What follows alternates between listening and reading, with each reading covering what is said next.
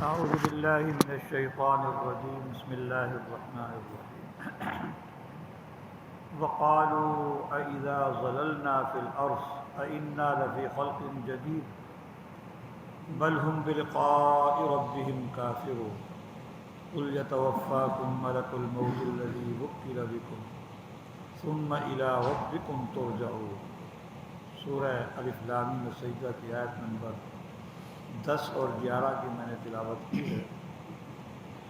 ان دو آیات مبارکہ میں اللہ تبارک و تعالی منکرین قیامت کا ذکر فرما رہے ہیں۔ ایک طبقہ ایسا بھی ہے جو قیامت کے وقوع کا ہی انکاری ہے، اور ان کی سب سے بڑی دلیل یہی ہے کہ ہم تو مٹی مٹی ہو کر مٹی میں رل مل جائیں گے، بوسیدہ ہڈیاں ہو جائیں گے۔ اللہ تبارک و تعالی ان کا بس یہی اعتراض ہے، اور اصل میں یہ اعتراض اس وجہ سے ہے کہ ان کو اللہ کے علم کا، اللہ کی قدرت کا پتہ نہیں۔ فرماتے ہیں وَقَالُوا أَإِذَا ضَلَلْنَا فِي الْأَرْضِ، یہ قیامت کے وقوع کا اور دوبارہ زندہ کیے جانے کا اس لیے انکار کرتے ہیں، یہ اعتراض کرتے ہیں کہ کیا ہم جب زمین میں رل مل جائیں گے، مٹی مٹی ہو جائیں گے، أَإِنَّا لَفِي خَلْقٍ جَدِيدٍ، تو کیا ہم دوبارہ نئے پیدائش کے اندر ہم لائے جائیں گے؟ تو دوسری جگہ بھی یہی قرآن مجید میں مختلف مقامات پر ان کا یہی سوال اللہ تبارک و تعالی نے نقل کیا۔ سورہ نازعات کے اندر بھی ہے تتبعها الرادفة قلوب يومئذ واجفة أبصارها خاشعة يقولون إنا لمردودون في الحافرة أإذا كنا عظاما نخرة، کیا ہم دوبارہ لائے جائیں گے، پیدا کیے جائیں گے جب کہ ہم بوسیدہ ہڈیاں ہو جائیں گے اور بالکل ریزہ ریزہ ہو جائیں گے۔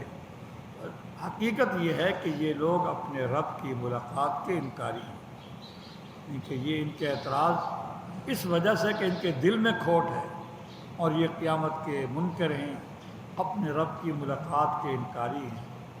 آپ کہہ دو سب سے بڑی بات یہی جس میں نے عرض کیا، اللہ کا علم کامل ہے، اللہ کو پتہ ہے کہ تمہارے ذرات کہاں پڑے ہیں، اور ان ذرات کو دوبارہ اکٹھا کرنے پر بھی اللہ پاک قادر ہے۔ تو تمہیں اللہ پاک نے اس وقت وجود بخشا جب تمہارا کوئی ذرہ ہی نہیں تھا، تمہارا کوئی ذرہ ہی نہیں تھا، اللہ تمہیں وجود میں لے آئے۔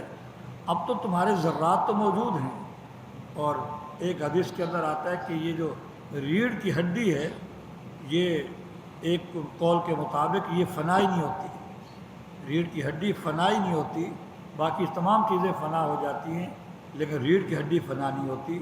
اور ایک قول یہ ہے کہ یہ بہت دیر سے جا کر فنا ہوتی ہے۔ اول یخلق، پہلی چیز ہے یہ سب سے آخر میں پہلے پیدا کی جاتی ہے یہ ہڈی، اور سب سے آخر میں یہ فنا ہوتی ہے۔ اور ایک قول کے مطابق یہ سرے سے فنا ہی نہیں ہوتی۔ حدیث کا ظاہری لفظ تو یہی ہے کہ یہ پڑی رہتی ہے بالکل ریڑھ کی ہڈی۔ تو بہرحال جب تمہارا کچھ بھی ذرہ نہیں تھا، اللہ تمہیں وجود میں لے آئے۔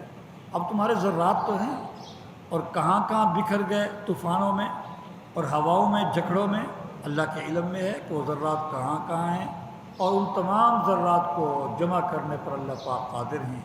تو اللہ کی صفت قدرت اور اللہ کی صفت علم، اگر ان دو صفتوں پہ یقین ہو جائے تو بعث بعد الموت کا انکار کرنے کی کوئی گنجائش ہی نہیں ہے۔ فرماتے ہیں قل یتوفاکم، ہمارا موت کا نظام یہ، موت تو آنی ہے، آپ کہہ دو ملک الموت جو فرشتہ ہے وہ تمہاری روح قبض کرتا ہے، الذی وکل بکم، جو تمہارے اوپر مقرر کیا گیا ہے اسی کام کے لیے، وہ تمہاری روح قبض کرتا ہے۔